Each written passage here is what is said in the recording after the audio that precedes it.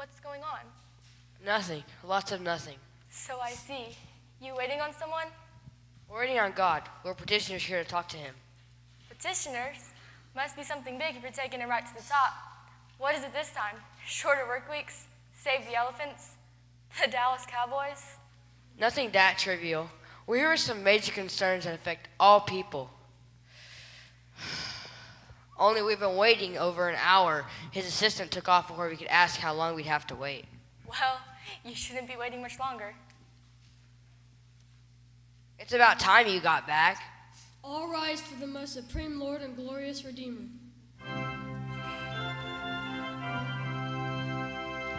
Omnipotent Master of all the universe, creator of all life. Holiest of holy, most benevolent life-giver and our eternal hope.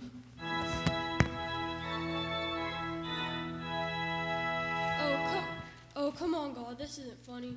Sorry, Mari. It's just, you do that so well. Wait a minute. You can't be, I know. Not exactly what you were expecting, right?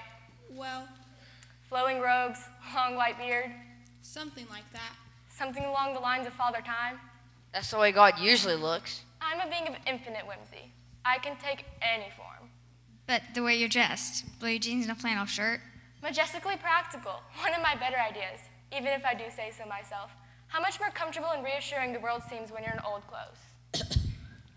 Sorry, Mari. I keep forgetting about the schedules.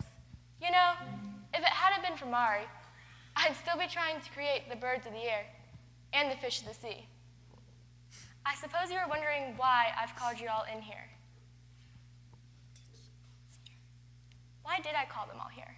You didn't. They requested an audience with you. I knew that. You know, I can hear all of you when you try to talk to me. This must be pretty high priority if you were requesting such a special audience. We're here about hunger, the homeless, and poverty. Injustice. Disease. Okay, looks like we're gonna be here for a while. We might as well get comfortable.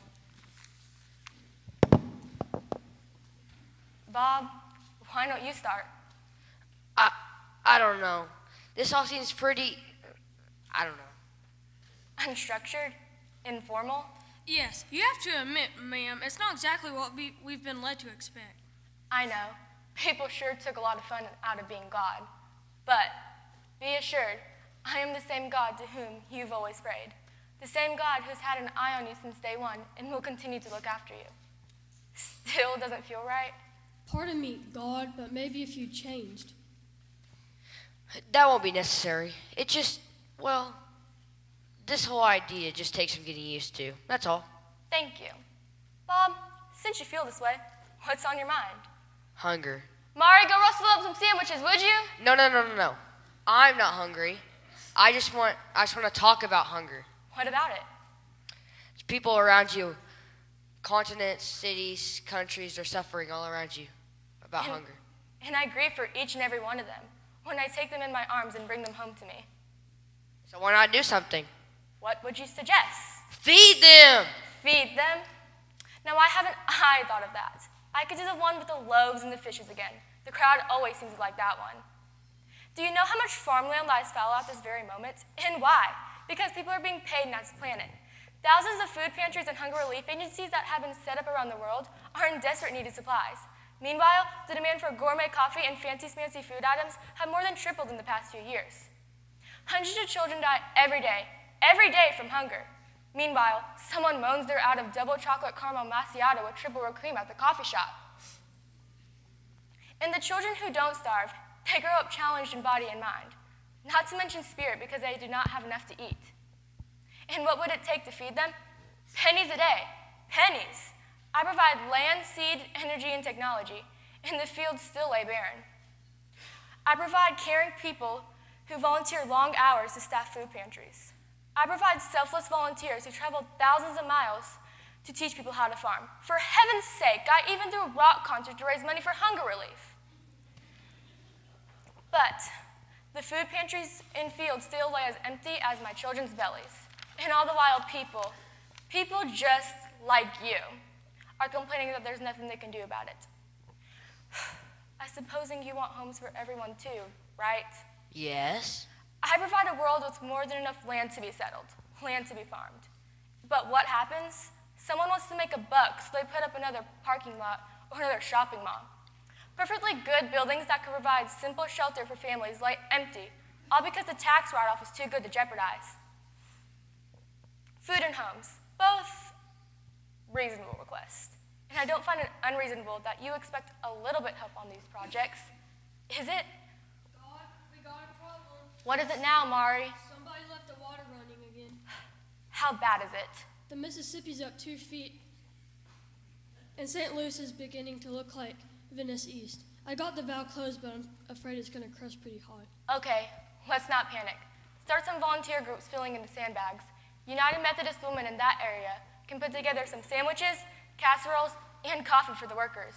Make sure plenty of people feel the spirit moving towards them as they to donate supplies and volunteer for UMCOR. Sandbags, UMW, UMCOR, and spirits moving? Got it, Chief. Mari, put some tape over the valves, would you please? You got it. See, people can help each other out. Okay, Jeff, what brings you here today? Injustice. Always good cause. What about injustice bothers you? It's not fair. Clever how it works, isn't it? Sorry, dear. What sort of injustice are we talking about here? Innocent people are being prosecuted because of what they believe in or how they look or where they're from. Prejudice? Yes, hurting someone, hating someone because he or she looks different or has different beliefs or comes from another country, or sometimes for no reason at all, just because they can. Like the neo-Nazis? Exactly. How can they justify just what they do? They can't, Jeff. They can't justify what they do. And there's political injustice too. People locked away, brilliant, caring people thrown into prison because they dare to speak out against something they feel is wrong. What about war? That's pretty unfair too, you know. That's the worst. Sending boys off to fight and die in the name of politics, race, or religion.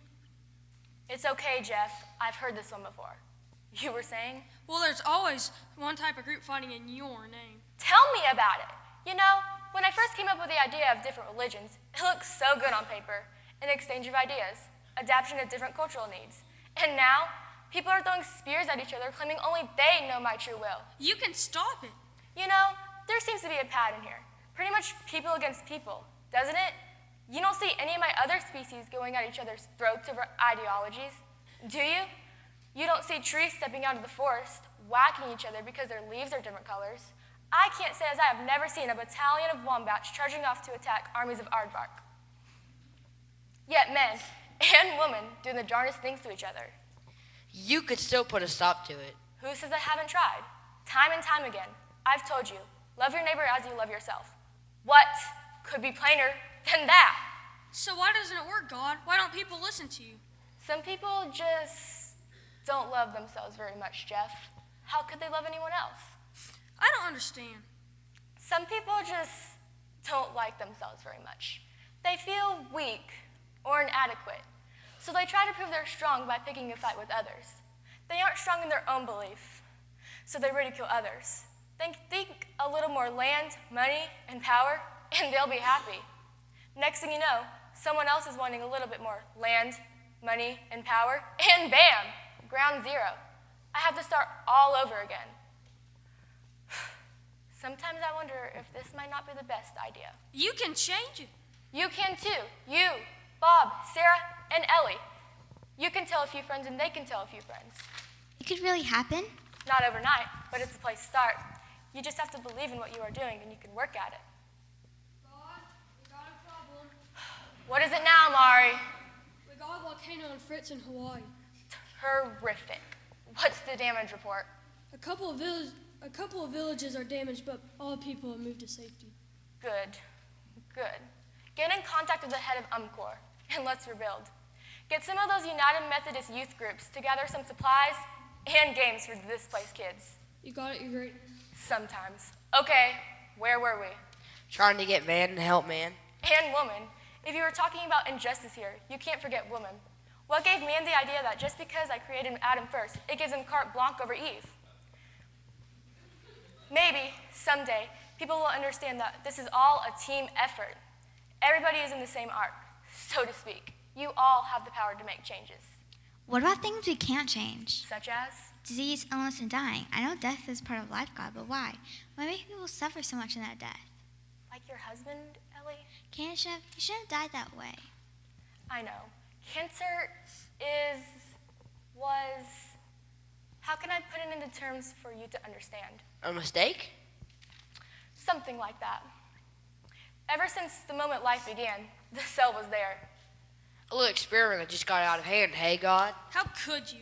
You weren't very helping matters either, you know. The junk you put in the air, the water, the food, and cigarettes, whose bright idea was that? I made some nice tobacco plants, a little shade and food for the bugs. Yet here comes a round man trying to play around with the packaging. And the experimenting continues with other plants. But you could stop cancer and all the other diseases. Sometimes I do. Sarah, how long has your aunt's leukemia been in remission? Almost 5 years. We treasure our time together so much more. So what about the others? The others?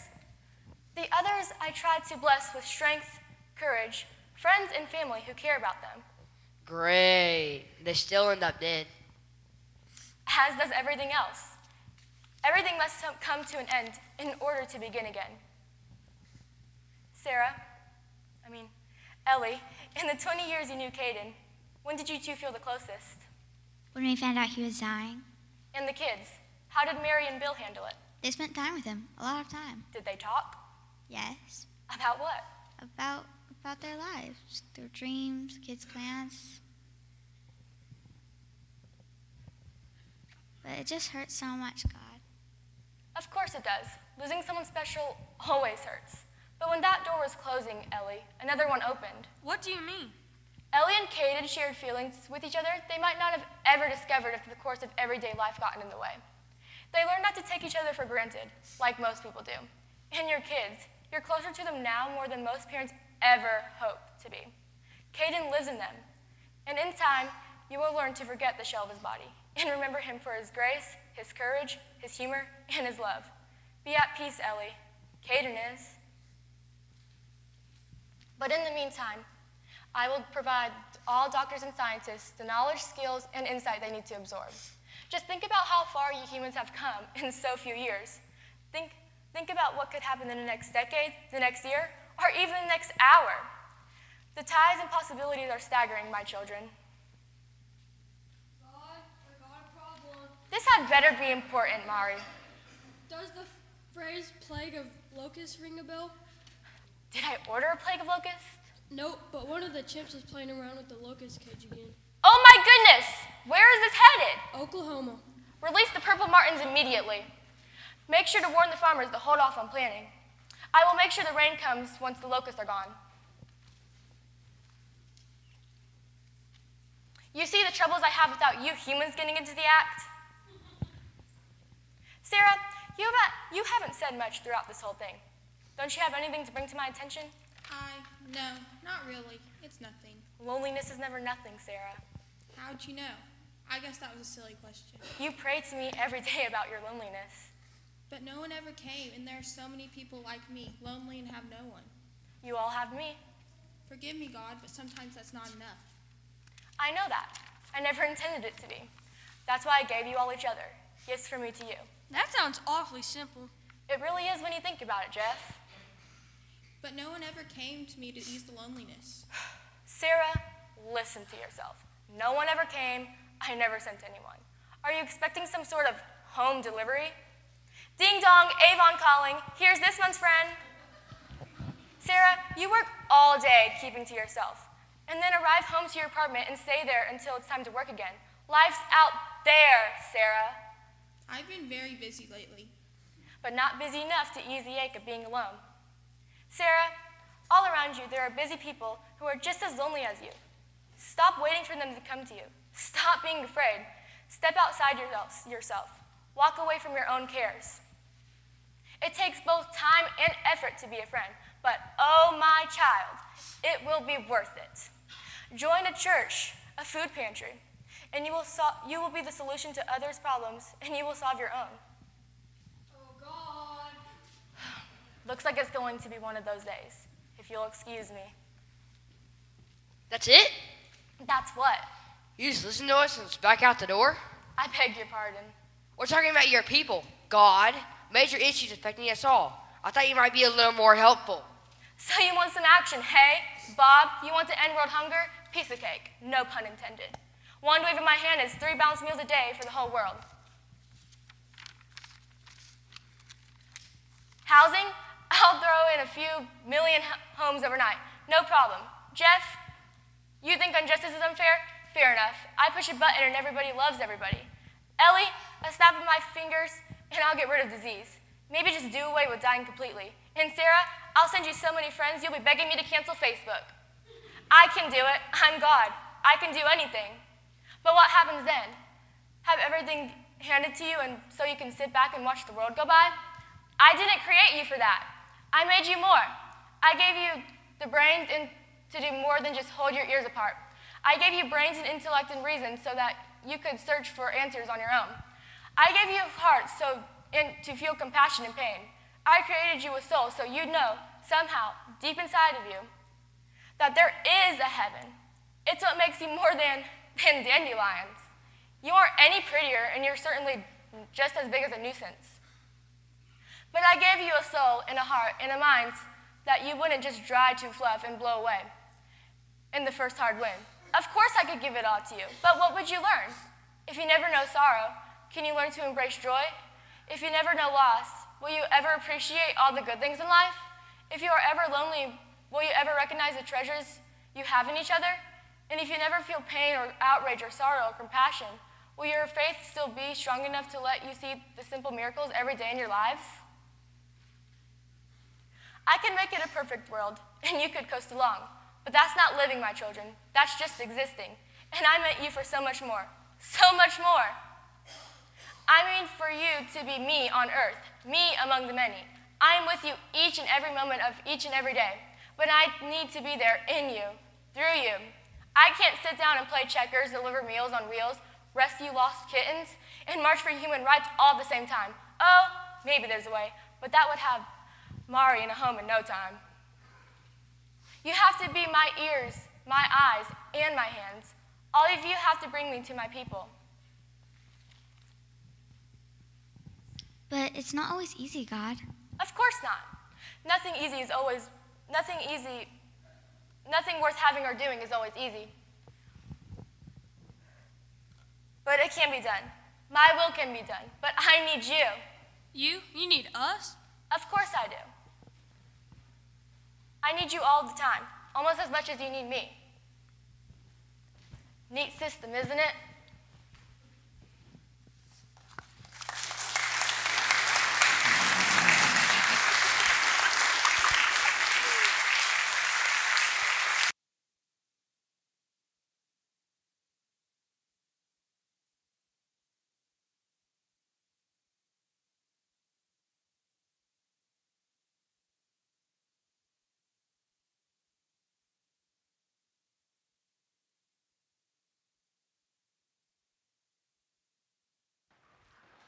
I just want to say a couple things about what you've seen and then send them off to do it one more time. Oh my goodness. All these young people have been confirmed in the last couple of years in this congregation. They're living out their confirmation vows to share Jesus Christ with the world. I'm so incredibly proud of them. They're all a part of our Logos program, which is a program that equips young people like this to follow and serve Jesus Christ. The other thing I want to say is they're not the church of tomorrow, they're the church of today. Amen? God bless you, Pastor.